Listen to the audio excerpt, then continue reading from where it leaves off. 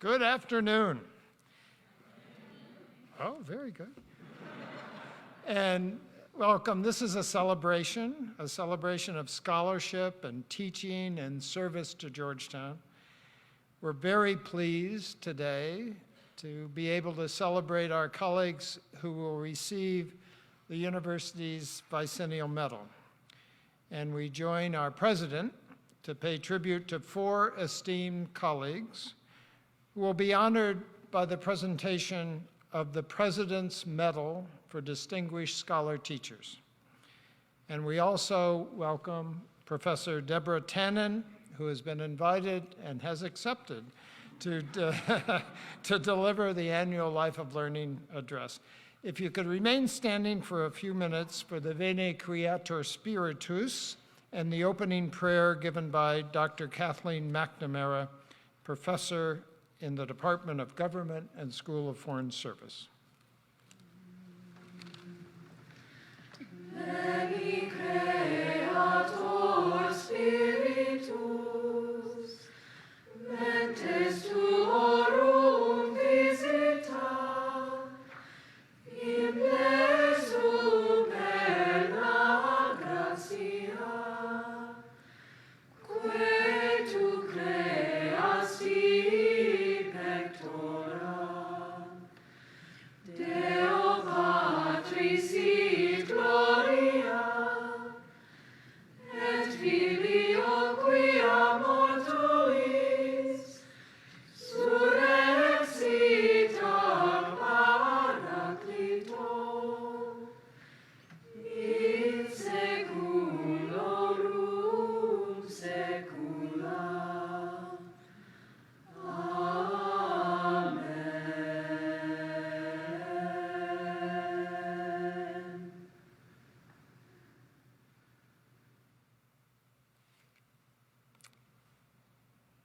Gracious God, we give you thanks and praise for the joy of this day, this gathering, this community.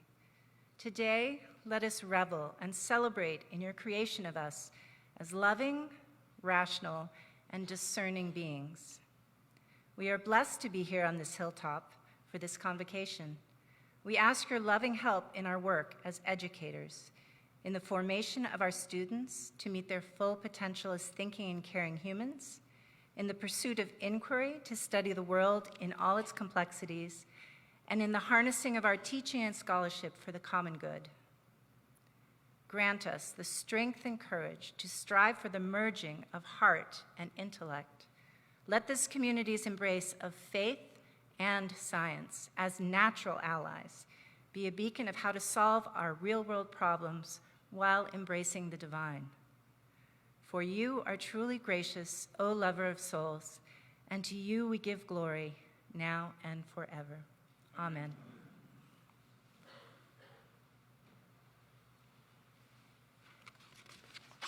Please be seated.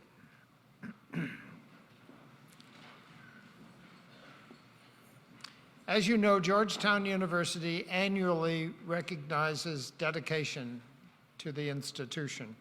Those faculty members who have served the university for 20 years are honored by the presentation of the Bicentennial Medal. We extend a special welcome to this year's medal recipients and to their family and friends who are here, and to the department chairs who have joined the procession here today to help us mark this achievement. I also want to recognize with gratitude all the holders of the Bicentennial Medal, some of whom are here to witness this event. We have produced a film for this special event to document the contributions of the honorees. After the film, Dr. Elliot Crook, professor of biochemistry and molecular and cellular biology, and also the vice president of faculty and academic affairs at the GUMC, will present the gold medalists on behalf of Dr. Edward Healton, executive vice president for health sciences and executive dean of the School of Medicine. Dr. William Trainer, executive vice president and dean of the Law Center, will present the silver medalists. First, the film. I love Georgetown. I really do. I mean, I'm assuming most people that come for 20 years, do they just feel that? I don't know. I just still feel that 20 years later. I did not realize 20 years went by. So it felt more of a shock of thinking there's 20 years. The wonderful thing about being in a university is you're constantly with new cohort, new young people all the time. And so, there's not a sense in which things age. There's always excitement, always new project. And so I was surprised to see that 20 years had gone by. I think a puzzle is an apt metaphor for Georgetown. We all have a place, we all fit, we all belong. In some ways, it's also like a mosaic, multicolored, multicultural. It's a puzzle and a mosaic, and I'm glad that we all feel that we've got a part. I feel my part is in global studies, intercultural studies. That's my piece of the puzzle, and I'm also proud to be part of that mosaic. It seems to have a place for everybody. Georgetown is just a special place as a community. Our family is deeply tied with Georgetown. My wife, Sarah, is an associate dean at the School of Health, and our daughter, Hannah, is a junior at the college. So we are triple Hoyas, and Georgetown just plays a very large role in our lives. Some of our best friends are colleagues who work at Georgetown, and it's just been a wonderful university environment and a wonderful community to work in and to now bring our daughter into as a Hoya herself. I think what makes it special is you could see that people flock into this place from all walks of life, traditions and cultures and religions. I think that, the university, the community life in the university is really like a microcosm of what America is. Georgetown is like a big bird with wings that flag everywhere, whether you go to an international conference or to an academic institution, or you're invited to a talk, or you're in the industry. There is a great sense of respect that you're affiliated with Georgetown University, and this is something that makes you feel stronger belonging to this community as a whole. This family environment, this is not possible to have easily. Here, for me, when I come every day to see my students, my colleagues, and all the members of Georgetown, the gardener, the cleaners, people, it really is a joy for me to come here. It's not because of me, it's because of Georgetown, because of all this environment, all this ambiance. So that's why. For me, Georgetown is a very special place. Thank you very much, John Carroll, from bottom of my heart. Merci beaucoup, and متشکرم. So how does it feel to be a part of the supportive community for 20 years? It feels extremely gratifying. It feels meaningful and fulfilling and also secure all at the same time. It is an extraordinary opportunity, and I am so grateful. How do I fit into the puzzle of Georgetown? I would say it's not just me, it's also my family. My son was born at Georgetown University Hospital 20 years ago. We have the same family doctor for the last 20 years here at Georgetown. Every aspect of our lives, from our health to sporting to well-being to cultural enrichment to my academic career, all of these aspects of my life are possible because I'm a part of the Georgetown puzzle. And for that, I'm grateful. Every puzzle is really, at its heart, a mosaic. It has all these pieces that fit together and create something more beautiful than the individual pieces. And so even as an individual piece, I feel like my contribution to Georgetown is to bring the passions and whatever gifts and skills I have to the greater whole. And I think that when we all come together and we have the opportunity to fit in ways that might not seem apparent at first, that you really get the opportunity to create new and wonderful and exciting things. And I think that is in keeping with the spirit of Georgetown, in keeping with all the mottos across campus, the whole person, the whole puzzle, the whole mosaic. It just gets infinitely better and spirals up as we all come together.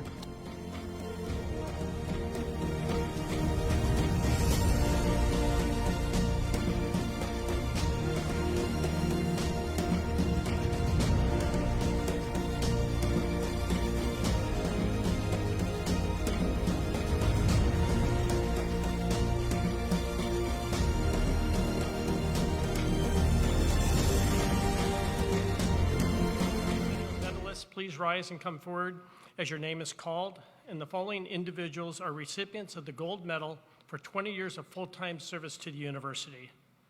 Maria Laura Avagiante, and I know her well even.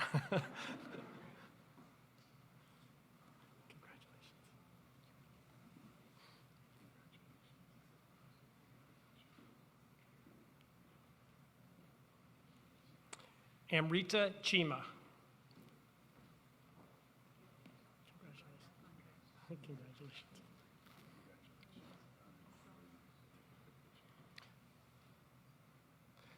Fenglong Chung.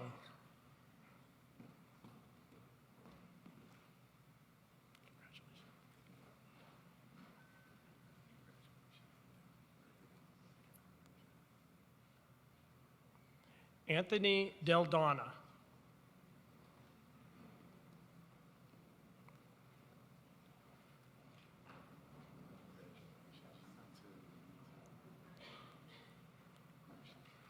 Eugene Dion.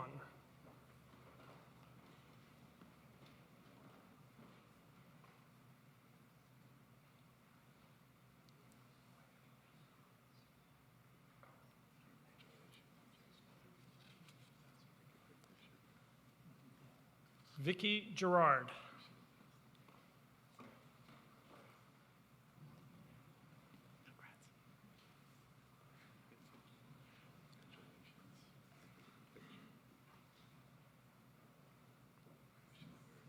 Bruce Hoffman.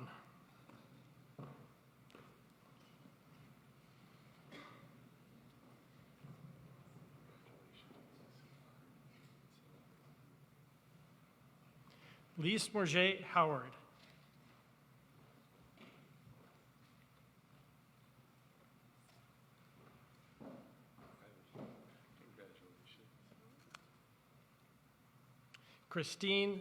Mark Howard.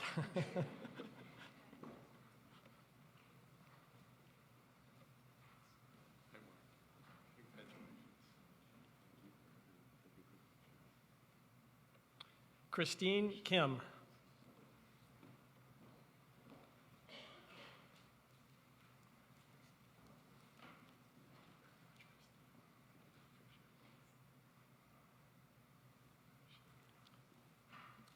Michael Makovsky.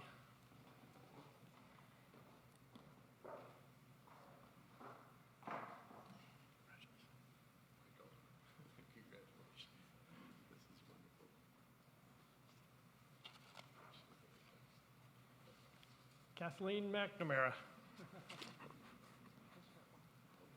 Short walk.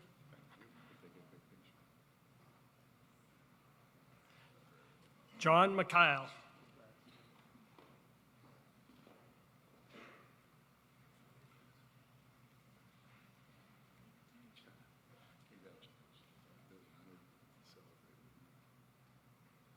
Charbel Musa.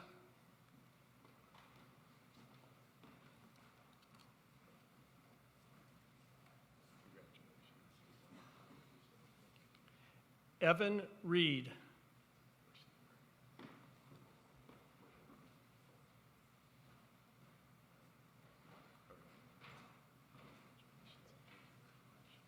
Maximilian Riesenhuber.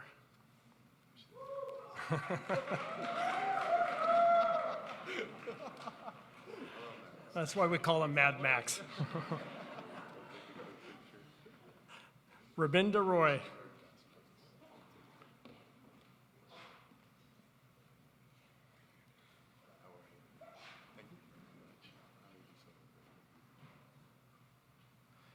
Farima Fadir Mostaf.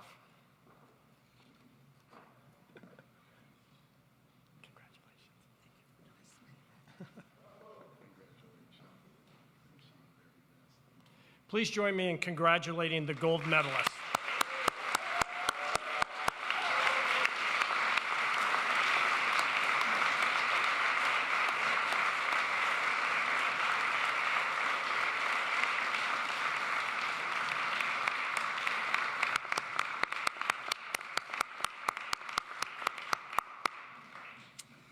We are also pleased to recognize this year's recipients of the Silver Medal for 20 years of part-time service to the university. Will the Silver Bicentennial Medalist please rise and come forward as your name is called? C. Coleman Bird.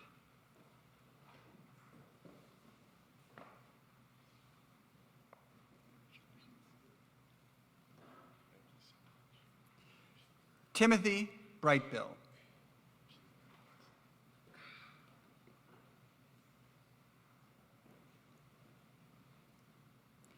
The Honorable John M. Fasciola.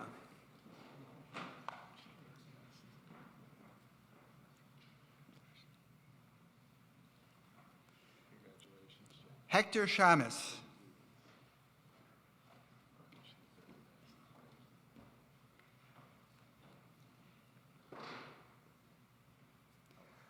Andre Spinelli.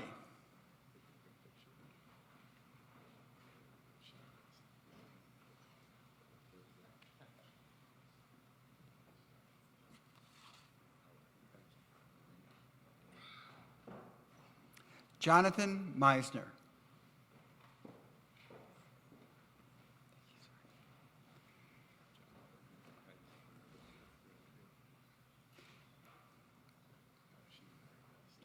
Please join me in congratulating the silver medalists.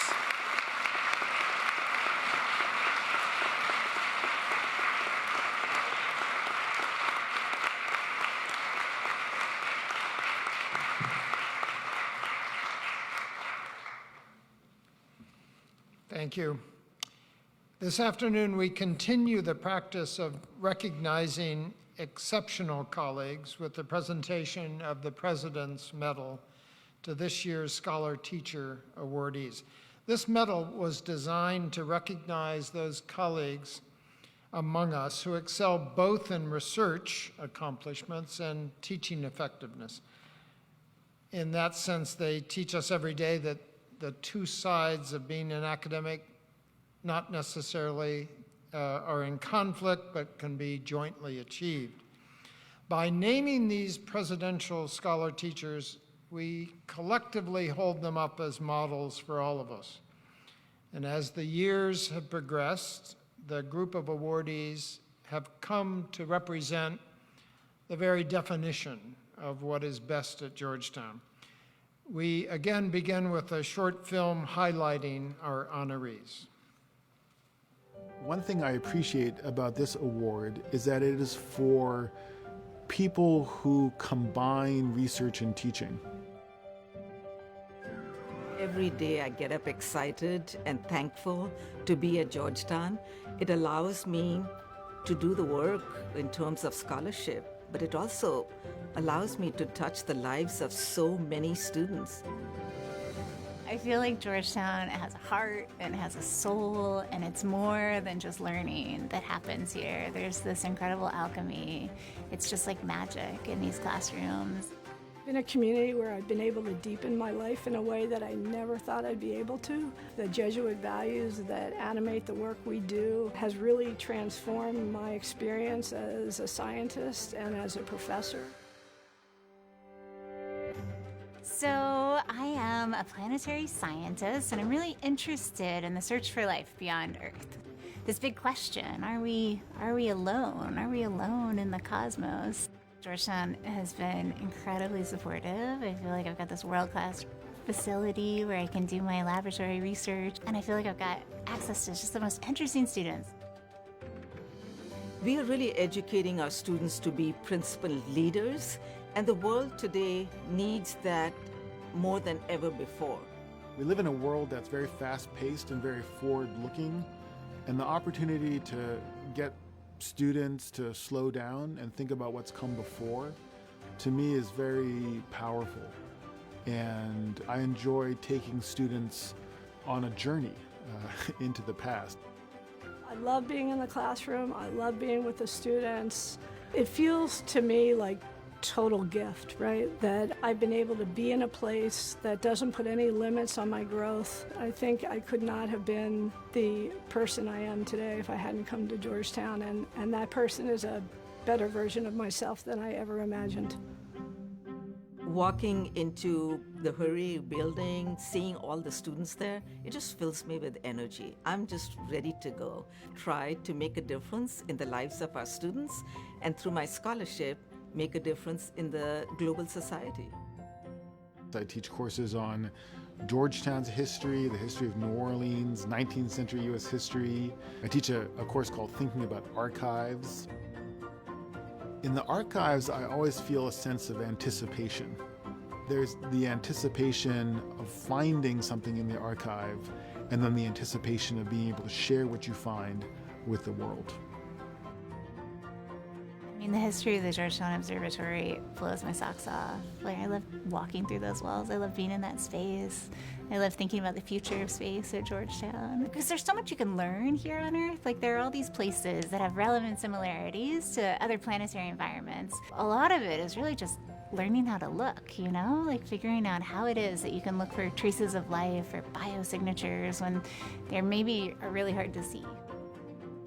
It's about the entire community and the way that we as a community collaborate towards a scientific question, or in our case, towards hoping that our discoveries will make a real difference to Parkinson's patients or to patients with HIV, neurocognitive disorder.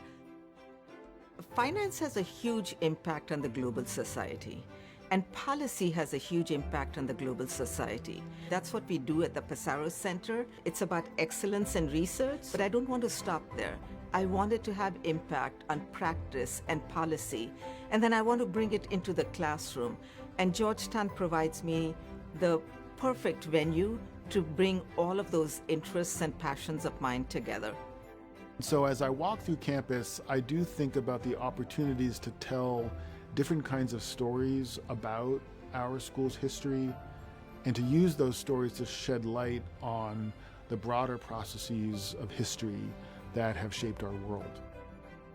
I mean, we have a saying in neuroscience that, you know, neurons fire in ensembles. They don't fire alone, and I think we're in community both when we're attacking a big problem and when we want to take everything that we've learned out into the community as well. Being a professor at Georgetown is an amazing privilege because of the students I get to teach, because of the colleagues that I get to collaborate with. It's just a dream come true for a historian. It's been a community where I've been able to deepen my life in a way that I never thought I'd be able to. I feel like I just have the best job in the universe. I'm really grateful to Georgetown. It allows me to touch the lives of so many students. And I have followed many of these students. They're my very good friends. Now they're alumni. And to watch them succeed professionally and personally, there's nothing that gives me more satisfaction than that.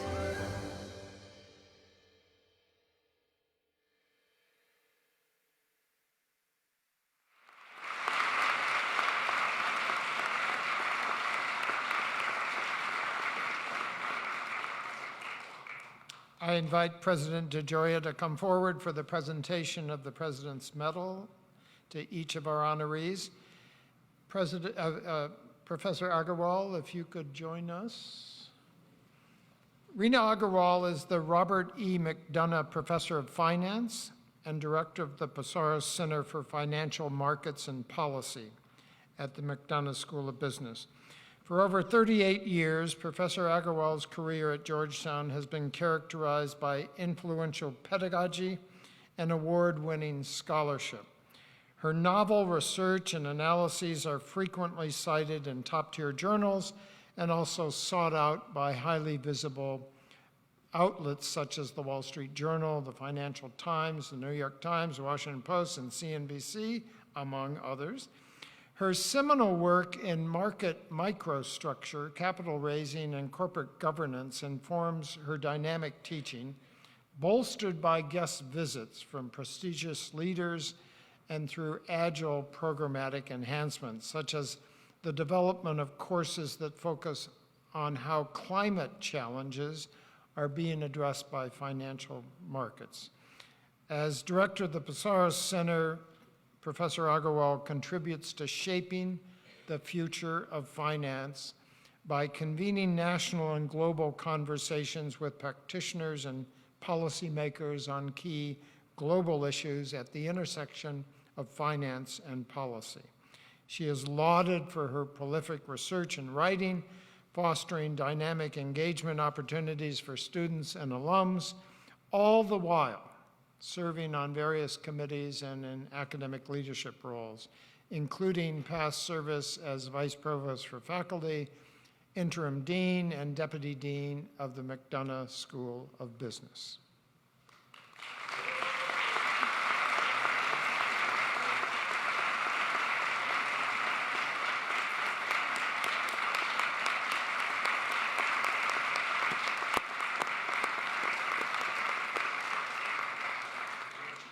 Professor Johnson, please join us center stage. Sarah Stewart Johnson serves as professor in the Department of Biology, College of Arts and Sciences, and the Science, Technology, and International Affairs program in the School of Foreign Service. Since arriving at Georgetown a decade ago, her research has explored the presence and preservation of biosignatures, or traces of life within planetary environments. She's been a pioneer in designing new tools and techniques to guide the search for life beyond Earth. And her interdisciplinary research has secured nearly $10 million in grant funding. A former Rhodes Scholar and White House Fellow, she is also a visiting scientist at NASA's Goddard Space Flight Center, and she's served on the science team for NASA's Spirit, Opportunity, and Curiosity rovers. Professor Johnson is an extraordinary mentor and teacher, deeply admired by faculty colleagues and students alike for her welcoming and collaborative style. She's highly regarded for her commitment to pedagogical accessibility, and numerous undergraduates have joined her scientific expeditions to the far reaches of the world, from Antarctica to the Atacama Desert. In addition, her writing has appeared in the New Yorker, the LA Times, the Boston Globe, and her nonfiction book, The Sirens of Mars, Searching for Life on Another World, was selected for the New York Times 100 Notable Books of 2020.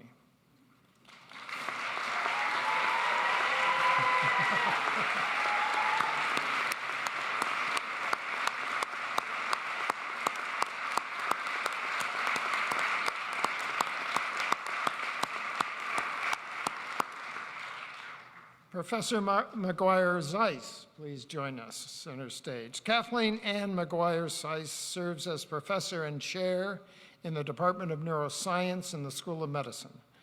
She's an expert on the brain's response to aberrant proteins and recognized for her work in alpha-synuclein. Did I do that right? Sort of right. Synuclein. Clean, okay. An important protein related to the pathology of Parkinson's disease. Focusing on the response of brain immune cells and neurons to changes in their microenvironment, her research uncovered novel pathways involved in age-related neurodegenerative diseases such as Parkinson and HIV-associated neurocognitive disorders. Her research has been consistently funded by NIH grants and private foundations. She's published in well-regarded journals and presented at national and international conferences. She is known for her commitment to the formation of early-stage scientists in the classrooms, as a research mentor, and a thesis advisor. She serves as director of the Masters in Science program in the Integrative Neuroscience and co-director of 2 NIH training grants for PhD students, the Neural Injury and Plasticity Training Program, and the Initiative for Maximizing Student Development. Through her 17 years here at Georgetown, she's held many roles and is known to her colleagues and students, and I might say administrators, as an exemplary scholar, teacher, and generous mentor, highly esteemed by her current and former students. She is a true citizen of Georgetown, always seeking ways to give back through committee service and her commitment to the spirit of Georgetown.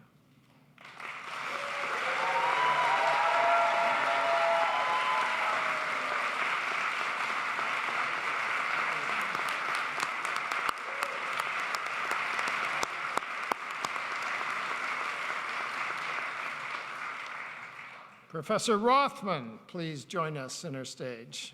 Adam Rothman serves as professor in the Department of History, College of Arts and Sciences, and inaugural director of our newly formed Center for the Study of Slavery and Its Legacies. He's a specialist in the history of slavery, abolition, and emancipation in the Atlantic world. Since coming to Georgetown in the year 2000, he's been an accomplished and productive scholar-teacher. His latest sole-authored book, Beyond Freedom's Reach, A Kidnapping in the Twilight of Slavery, received 3 prizes. His earlier work, Slave Country, American Expansion and the Origins of the Deep South, is regarded as one of the most significant books on the history of the South and the early United States. He also curates the Georgetown Slavery Archive website, which is a valuable resource for learning about our own school's history. He is an engaging and highly sought-after teacher and mentor whose work reaches far beyond the academy into real lives, including collaborations with descendants of the people enslaved by the Maryland province of the Society of Jesus. He's become an important voice for higher education's reckoning with slavery and is widely respected for leading reflective, thoughtful discussions about painful topics and turning difficult history into an exhortation against apathy and an invitation to meaningful engagement.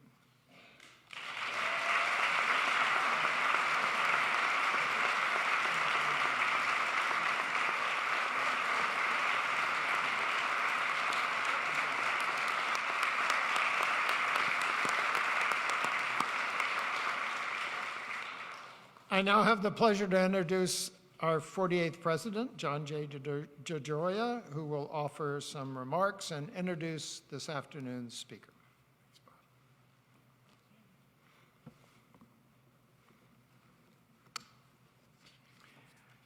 Well, thank you very much, Bob. And what a joy it is to be able to gather with all of you on this special occasion in the life of our university community. I want to thank you all for your presence, for all that each of you do to uphold the values of the Academy. Being together at this convocation twice a year, in the fall and in the spring, we have the opportunity to offer our gratitude to those who have made our community what it is now, what it means in this moment.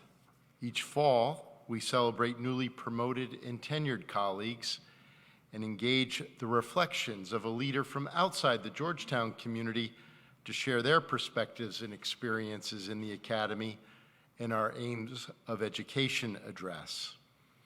We have also celebrated our recently appointed Distinguished University Professors, a distinction reserved for the highest levels of achievement and most significant contributions of our faculty.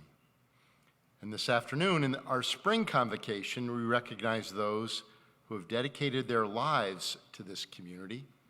We honor longevity and service in our bicentennial medalists. excellence in teaching and research in our distinguished scholars and teachers, and the dedicated pursuit of knowledge across a distinguished career with our Life of Learning address. This year we have the honor of celebrating 35 Vicennial medalists, colleagues who have reached 2 decades of service at Georgetown. Together, you have all provided a sense of continuity and stability, welcoming new members of our community to our values and our expectations, sustaining and advancing our way of life. And I want to thank you for all that you have contributed to Georgetown over these many years. And as we just did, we also recognize our distinguished scholar teachers, colleagues who have made an extraordinary impact to embody a commitment to the highest standards of academic excellence. And I wish to express my most sincere congratulations to our 2024 Distinguished Scholar Teachers, Rena Agarwal, Sarah Stewart-Johnson, Kathleen McGuire-Zeiss, and Adam Rothman. We're grateful to each of you for your many contributions to our university community, to our understanding of global business, to the presence of life beyond our planet, to neurodegenerative diseases, and to the history of slavery and its legacies. So congratulations to each one of you. Thank you for demonstrating the extraordinary possibilities that come when we bring together our teaching and research. And in this moment of reflection and celebration, we gather for the annual Life of Learning address to be offered by distinguished university professor Deborah Tannen. Each year, this address offers us a moment to reflect on the characteristics of inquiry, the experience of a life devoted to scholarship, what it means to be a member of the Academy, and to spend our lives here in this community. At Georgetown, our work is grounded in a 500-year-old tradition, a tradition of learning that might be best captured in the phrase of the earliest Jesuits, nuestro modo de proceder, or our way of proceeding. In 2018, speaking to a group of faculty and students at the Catholic University of Chile in Santiago, Pope Francis described the work of education. And education, in his words, is teaching how to think and reason in an integrated way. We provide, and I'll continue the quote, we provide an education, literacy, that integrates and harmonizes intellect, the head, affections, the heart, and activity, the hands. And he goes on to say, it is necessary to teach how to reflect on what we are feeling and doing, to feel what we are thinking and doing, to do what we are thinking and feeling. Close quote. This tradition, this way of proceeding, is an approach to living and to serving others in the world, to aligning our deepest values with the academic work that we pursue. It brings together our scholarship, our teaching, our service. It enables us to achieve an integration in our lives where these many elements come together, enriching and enabling us to live as our most authentic selves. Learning and discovery, formation, integration, all elements of our mission as an academic community.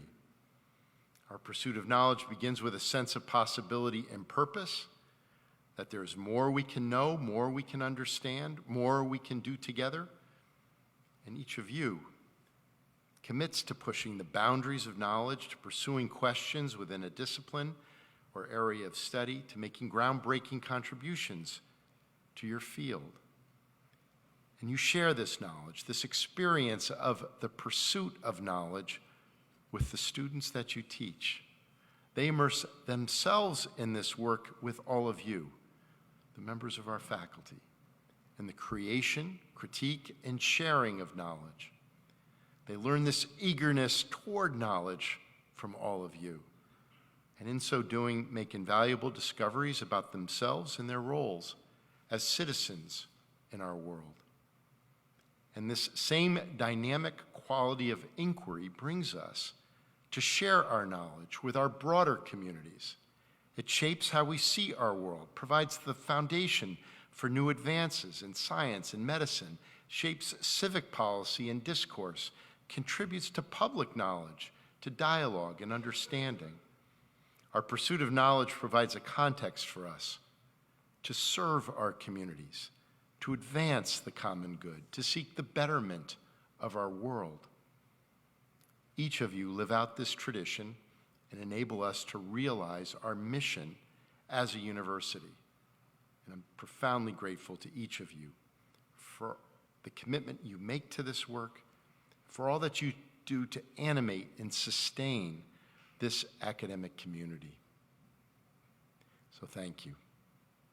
And it's in this spirit that I am honored to welcome distinguished university professor Deborah Tannen, a member of our faculty for more than 4 decades, a renowned scholar in the field of linguistics, to deliver this year's Life of Learning address. Georgetown has been Deborah's academic home throughout her academic career. She joined our community in 1979 after receiving her PhD from the University of California, Berkeley. And 11 years later, she was appointed a distinguished university professor. Over her career, she has authored, edited, co-edited 17 academic books and 9 books for general audiences, together with more than 100 scholarly articles and publications. And across her research, she has offered important contributions to our understanding of the intersection between language, gender, culture, and communication. Her most popular book outside of the academy, You Just Don't Understand, Women and Men in Conversation, was published in 1990 and was on the New York Times bestseller list for nearly 4 years, including 8 months as #1. And it's been translated into over 30 languages. Its insights established the foundation of the gender-lect theory of communication, which proposes that male-female conversations are inherently cross-cultural. With the book's extraordinary success and her expanding academic reach, Deborah was invited to deliver lectures on her research around the country and internationally, including with the United States Congress, the White House Office for Women's Initiatives and Outreach, the National Institutes of Health, and the World Economic Forum. Over these years, her groundbreaking scholarship has brought the field of sociolinguistics into the public discourse and has placed Deborah among the world's top 2% most cited researchers. In addition to her academic work, Deborah is an award-winning author of poetry, short stories, personal essays, and plays. Her play, An Act of Devotion, is included in the Best American Short Plays 1993-94 and was produced together with her play Sisters by Horizons Theater. Deborah has been recognized in many ways for her extraordinary contributions. A member of the American Academy of Arts and Sciences, she's received fellowships from institutions such as the National Endowment for the Humanities, the National Science Foundation, and the Rockefeller Foundation. She has served as the McGraw Distinguished Lecturer at Princeton University, spent a term in residence at the Institute for Advanced Study in Princeton. She has twice been a fellow at Stanford Center for Advanced Study in Behavioral Sciences, an emeritus member of the Penn-Faulkner Foundation Board of Directors, and has been recognized with a number of honorary degrees from institutions across our country. Deborah, for nearly half a century, you have shared your wisdom with us. You have enabled our students to engage in formation and discovery, and you've modeled an extraordinary life of the mind. We could not be more honored to have you here with us this afternoon to offer our Life of Learning address. We're also honored to share this special moment with you and Michael, who is one of our bicentennial medalists as he marks his 20 years of service at Georgetown. Please join me in welcoming Distinguished University Professor Deborah Tannen to offer the 2024 Life of Learning address.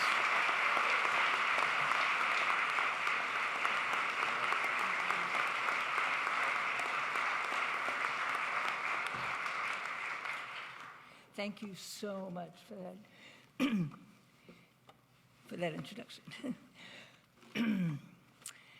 It's kind of exciting to be up here. I've been in the audience for many of these. I'm really thrilled to be here. President DeGioia, Provost Groves, Dean Sabaggio, my chair, Allison Mackey, and treasured colleagues sitting in the back, thank you. I am immensely grateful for the invitation to talk to you this evening. First and overwhelmingly, of course, for the honor, but also because it's prompted me to see, in retrospect, how unlikely it was that I would be here, and how many of the decisions that led me here were driven by a desire to learn. In my senior year of college, as friends marched off to take the GREs, I remained ostentatiously in my seat at what we called the snack bar. I was not going to grad school. I wanted to travel, to live in as many countries as I could, learn their cultures and especially their languages. 3 years later, I decided to get a master's in English. The university I chose didn't admit students for masters. They told me to apply for a doctorate, then leave with what they called ominously a terminal master's. Didn't kill me. I regarded the others in my cohort with bafflement. Why would anyone want a PhD?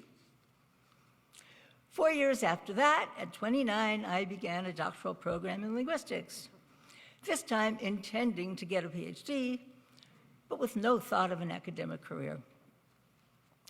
So I want to tell you today how I got from there to here. The circumstances, some society-wide, some personal, that made it possible, and how at key moments, the desire to learn overrode fear as I did things I was scared to do.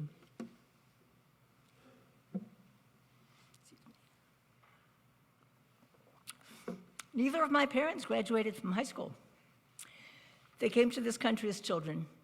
My mother from Russia at 11, my father from Poland at 12. They each left school at 14. They had to work to help support their families.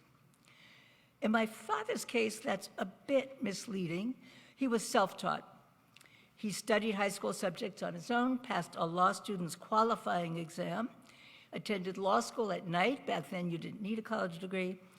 And he eventually became a lawyer. But most important, he was a reader. And he turned me and my sisters into readers, too. My mother, however, never indicated having wanted anything other than marriage and children.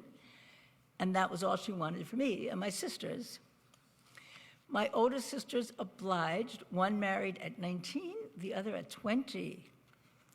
I didn't feel I had to, because I came of age in the 60s when opportunities burgeoned and beckoned, and really importantly, as governments invested in higher education. And I was rebellious, and I had older sisters as guides. Case in point, when I was finishing junior high, my oldest sister was getting a master's at Hunter College. She told me about a high school run by Hunter College and said I should take the entrance exam. I did, along with a half dozen others in my junior high, but I didn't give a thought to what I would do if I got in. When the principal told me I'd been admitted, he added that I was the only one in our school and in our whole section of Brooklyn. I accepted because I was flattered. But on the eve of the first day of high school, I got cold feet. Frigid feet. I crept out of my bedroom and called down the stairs to my parents. I changed my mind. The prospect of going alone by subway to Manhattan was scary. Luckily, they said it was too late. Hunter College High School changed my life with the enriched education it gave me.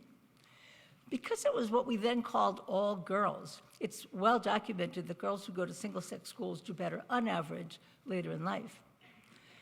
And because I was surrounded by classmates who assumed they would go away to college, as we called it, that was a way to get out of the house other than marriage. My sisters had assumed they'd live at home and go to one of New York City's tuition-free colleges. Even if they had thought of going away, our parents couldn't afford it. When I was ready for college, The state offered Regents scholarships to those who qualified based on an exam and went to a college in New York State, which had just finished building a new campus for Harper College. It's described in its official history as, quote, intended to be a public liberal arts college that competed with the very best private schools in the Northeast. These government investments in education changed my life. My first term in college, I received 3 A's and 2 D's. In the second, 4 A's and 1 D. I was kind of proud of that, partly because it was odd. I identified with the teenage girl in the Muse of the Fantastics who prayed, "Please, God, don't let me be ordinary." But it was also a point of pride that if a course interested me, I would do the work with all my heart and expected an A, but I wouldn't study just for a grade. I wanted to pass, so I'd graduate on time, but I didn't care about grades since I had no thought of grad school. After graduation, I worked for a time, saved my salary, and set out for Europe with my friend Ellen with no plans to return. I neglected to tell my parents about that last part. Ellen, however, had told hers. At the airport, her mother asked mine, "What do you think about their having bought one-way tickets?" My mother's response was to start sobbing. So I was crying too as the plane took off. When it landed, Ellen headed to Europe. I went to Scandinavia and then Poland, where my father's aunt still lived. While I was there, I got a letter from my parents. It said, "If you want to travel, come home, get married, and your husband will take you traveling." But I stuck to our plans. Ellen and I would meet in Greece, then travel overland to Turkey, Iraq, Iran, Afghanistan, India, and then take a boat to Japan where we would teach English. I arrived in Athens as planned, but Ellen didn't. So I went to Crete with an Austrian girl I'd befriended on the train. There, I met a young man who gave me reason to stay in Crete. And I found myself teaching English in Greece instead of Japan. Now, I can say now I taught English, as if it were obvious I could do it. But I was terrified of teaching. How could I control a room full of Greek teenagers? The night before my first class, I remember thinking, I've heard there are earthquakes in Greece. Maybe I could be lucky and have one tomorrow? But there wasn't, so I had to show up. My predecessor had told me she'd given the students an assignment that was due that day. So I began by asking them to hand it in. They said they had no such assignment. Okay, I said, take out your notebooks and you can write it now. At that, they laughed and said they were just kidding and handed them in.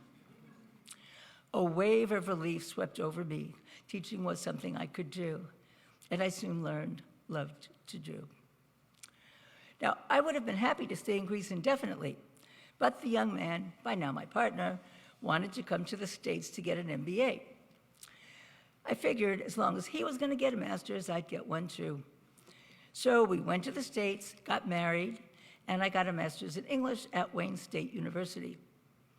We got our degrees just as the City University of New York instituted a policy of open admissions. Again, government investment in higher education. That brought a great many students who needed remediation into the system, and that created a need for a great many faculty, including some with master's degrees. And so I became a teacher of remedial writing at Lehman College. A few years later, my then husband decided to return to Greece, and I decided not to. So I was free to do something different that summer. I'd seen a poster advertising a linguistic institute that's sponsored annually by the Linguistic Society of America, with courses taught by scholars from around the country. I didn't even know what linguistics was. I liked the sound of it, and I knew that it had to do with language, which was my abiding love. So I was intrigued, and I enrolled. By a stroke of uncanny luck, that summer, the theme was conversational language. At that time, scholars in many fields were beginning to study everyday behavior, speech act theory, philosophy, historians examining everyday life. And a new subfield of linguistics was aborning, sociolinguistics, the study of language as people use it in their daily lives. All the courses I took that summer fascinated me, but there was one by which I was transfixed. It was taught by Robin Lakoff, the linguist who first wrote about language and gender and was among the first to study everyday conversation. It's often said that the personal is political. I'd say here that the personal is professional.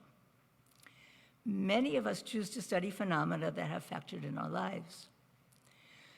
Lakoff had devised a framework of communicative style that explained frustrations I'd had with my Greek husband. In the paper I wrote for that course, I analyzed a hypothetical conversation. A wife says, "John's having a party, you want to go?" And the husband says, "Okay."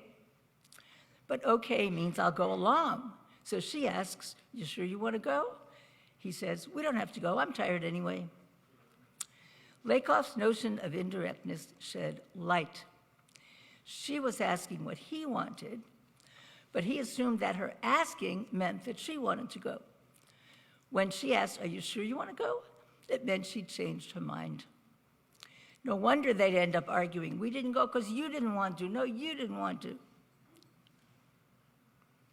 I later conducted a study among Greeks, Americans, and Greek Americans, and asked their responses and interpretations to that conversation. Sure enough, most of the Americans thought the questions were just neutral requests for information. Most of the Greeks saw them as indications of preference, and Greek Americans were right in the middle. The seeds were planted for my career-long interest in cross-cultural communication. Indirectness is one of many linguistic phenomena that Lakoff identified, and that can vary by culture and wreak havoc when they do. I'm going to give you another quick example of another. This actually came up years later. I'm going to just tell you this one. So I asked a friend who was from South Carolina what she thought about somebody we both knew slightly. And she said, "I don't really know him." And I said, "I think he's a jerk." And she said, "That's what I just said." Huh? She explained to me, in South Carolina, you can't say somebody's a jerk. You have to assume if you knew them, you would find something to like. So "I don't really know him" means I haven't found anything to like. And by the way, if you can't say somebody's a jerk, what do they think when they meet a New Yorker who says something like that? Well, not long after that, at a reception, I met someone from South Carolina. So I did some research. I asked him, "What would it mean if you said to somebody, 'What do you think of someone?' and they said, 'I don't really know him'?" And he said, "That means he's a no good, no count." So Robin Lakoff's class showed me I could apply to everyday conversation the kind of close analysis of language I'd previously applied to literature, and I was hooked. I decided to go to Berkeley, where Lakoff was, and get a PhD. Now, again, it sounds simple. I went to Berkeley to get a PhD. But that meant giving up a secure job with no prospect of another. My father tried fervently to convince me to keep my job in New York and take classes at night, which is what he had done. So I tried to put off deciding. I called the department chair at Berkeley to say, "I'll start in the spring." But he said he'd arranged for me to teach ESL, so that was a means of support, and I really should start in the fall. So with my heart thumping, that's what I did.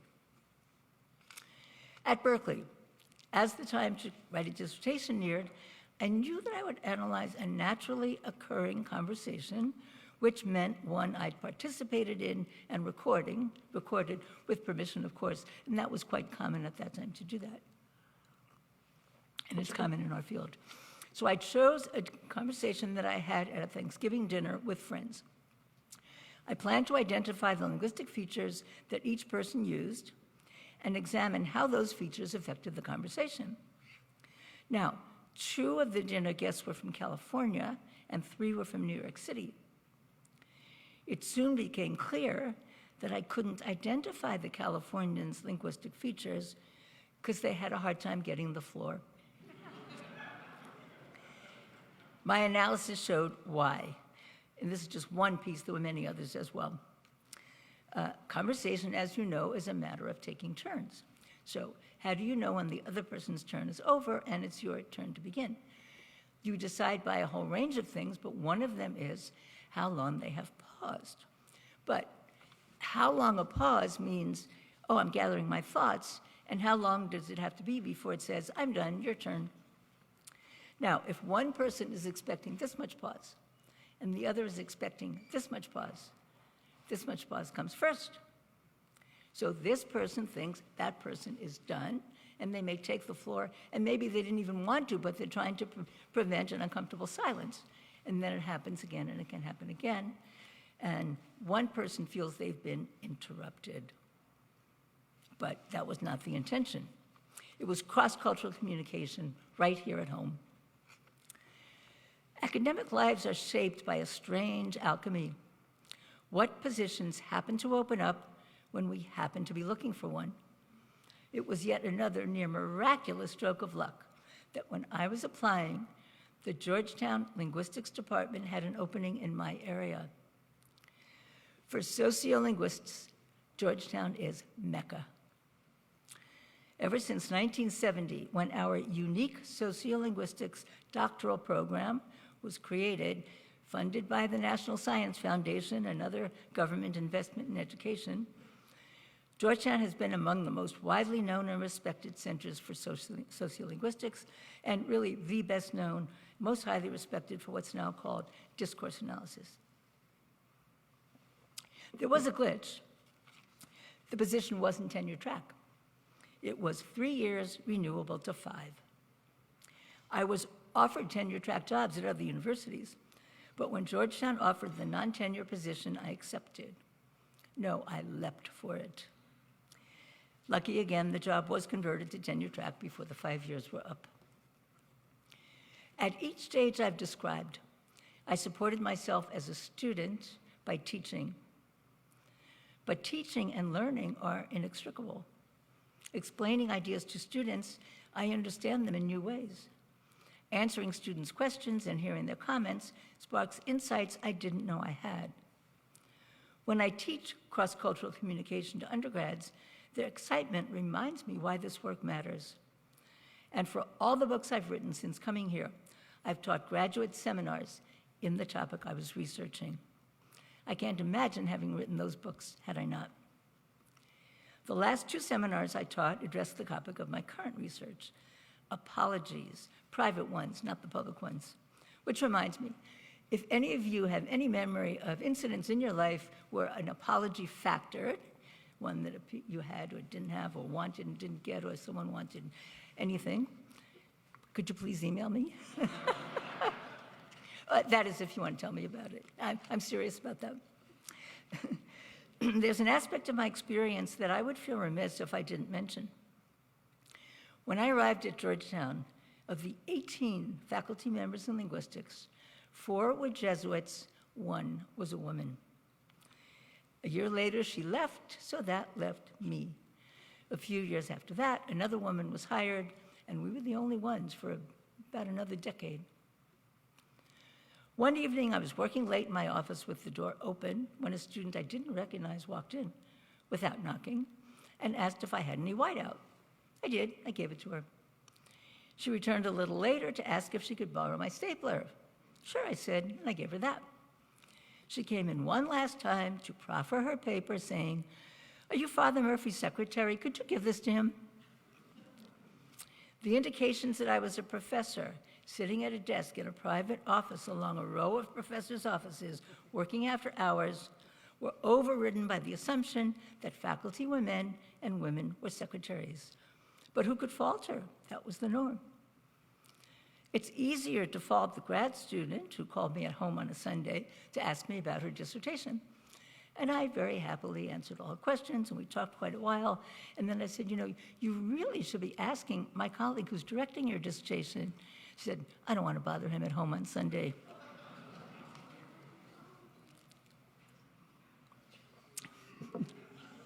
Really happened. Maybe that could still happen, I don't know. Gasp-worthy as such experiences were, I felt comfortable in my department.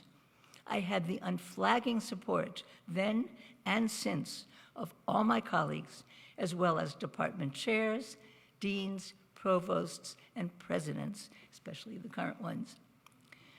That became especially precious and unusual when I began writing for a general audience.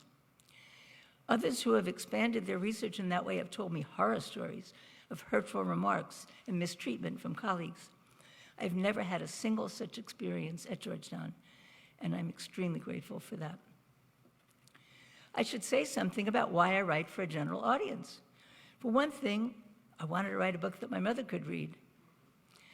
Also, I saw that psychologists had communicated their insights beyond the academy, but linguists hadn't. In my first general audience book, it was called That's Not What I Meant. My aim was to tell the world that frustration, arguments, negative impressions of others and other groups, which they attributed to bad intentions, bad character, could result from differences in ways of speaking. But I kept getting asked about the chapter on gender. So, even though it had not been the focus of my research, in analyzing that Thanksgiving dinner conversation, I paid no attention to the speaker's gender. When I looked back, I could see the war patterns. I wrote a general audience book approaching conversations between women and men as cross-cultural. To my utter and continuing astonishment, that book, You Just Don't Understand, garnered a level of attention I couldn't have imagined. The idea that men don't like to ask for directions actually comes from that book, even with the GPS. And though my books are not self-help books, it has been deeply gratifying that they've helped people. It means the world to me when I get letters, now emails, saying, your book saved my marriage. And in response to a book about mothers and daughters, thank you for giving my daughter back to me. In an interview for the job at Georgetown, Father Cook, the department chair, asked if I'd been to Washington. I said yes, for protest and peace marches. That included, by the way, the march at which Martin Luther King gave his I Have a Dream speech. I was there.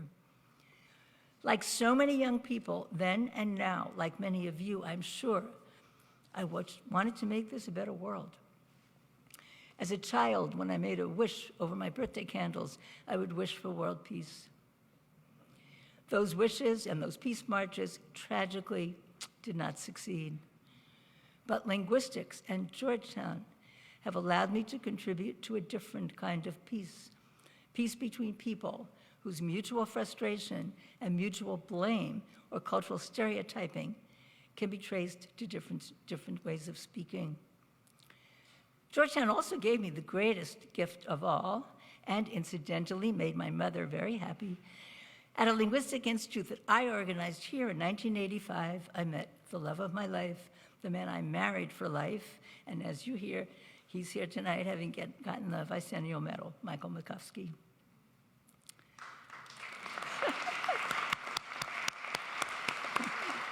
That's more important than everything else, right? My parents' story, and therefore mine, is an immigrant story, and I think that's important to say. My father came to this country in 1920. My mother came in 1923. The very next year, 1924, the Statue of Liberty lowered her torch, and the doors slammed shut. In response to mounting anti-immigrant animus, not unlike today, Congress imposed draconian quotas to keep out people from Southern and Eastern Europe. So a miracle of timing that made everything I've talked about possible, made me possible, are the years my grandparents chose to immigrate. We hear a lot about following your dreams, but I couldn't have dreamed of this life of learning when I sat in the snack bar, convinced I would never go to grad school, nor when I got a master's, but was certain I'd never get a PhD, nor when I began a doctoral program with no goal other than to learn. I'm convinced I could not have accomplished what I had the stars not aligned to make this faculty position at this university available the year I happened to get that unimagined PhD, to offer the position to me and to allow me to stay here for 44 years and counting.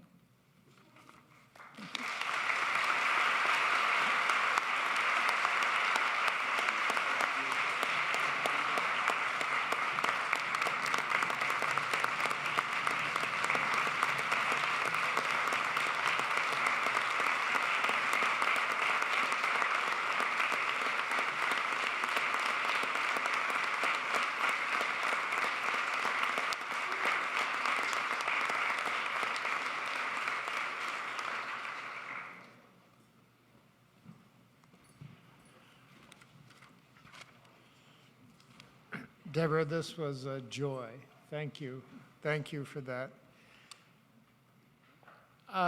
Now that you've just returned to your seats, I invite you to stand for the singing of the alma mater, which will be led by the concert choir above. The words and the music are printed on the back of the programs, but this crowd has memorized those words. Following the alma mater, Reverend David Hollenbach of the Society of Jesus and Pedro Arrupe, Distinguished Research Professor in the Walsh School of Foreign Service and Senior Fellow in the Berkeley Center for Religion, Peace, and World Affairs, will offer the benediction.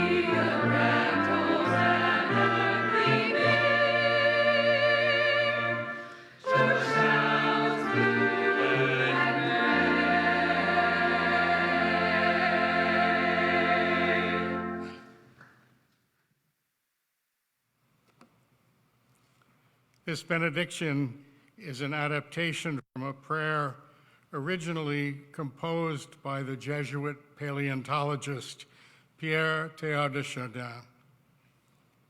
Let us pray.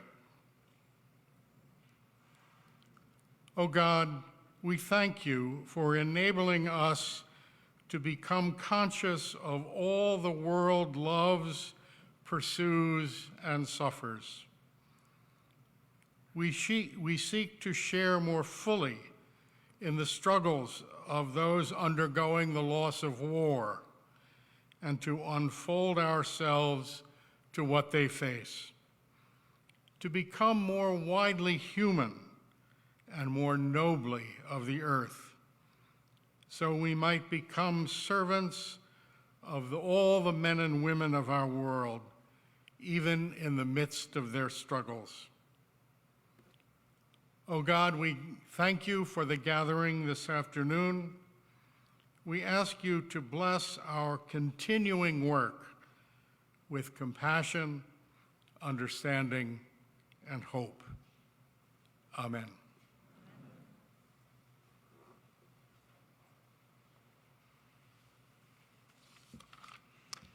This concludes the 2024 Spring Faculty Convocation. In the name of those honored here today and the university, I want to thank all of you for coming today. and joining in this celebration. I want to also thank the student instrumentalists, the concert choir, and their director, Professor Frederick Binkholder, for the gift of song.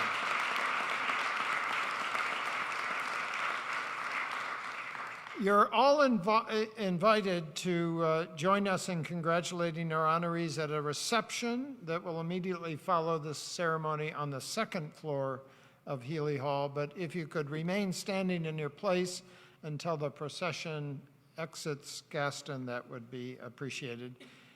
And I can now declare that the 2024 Spring Faculty Convocation is officially closed.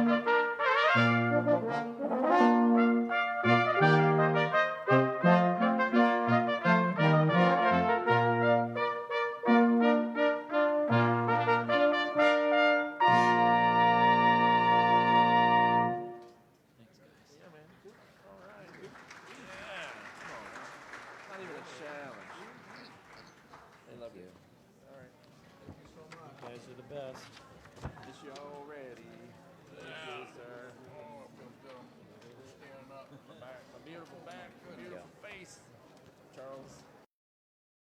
We earned our keep today.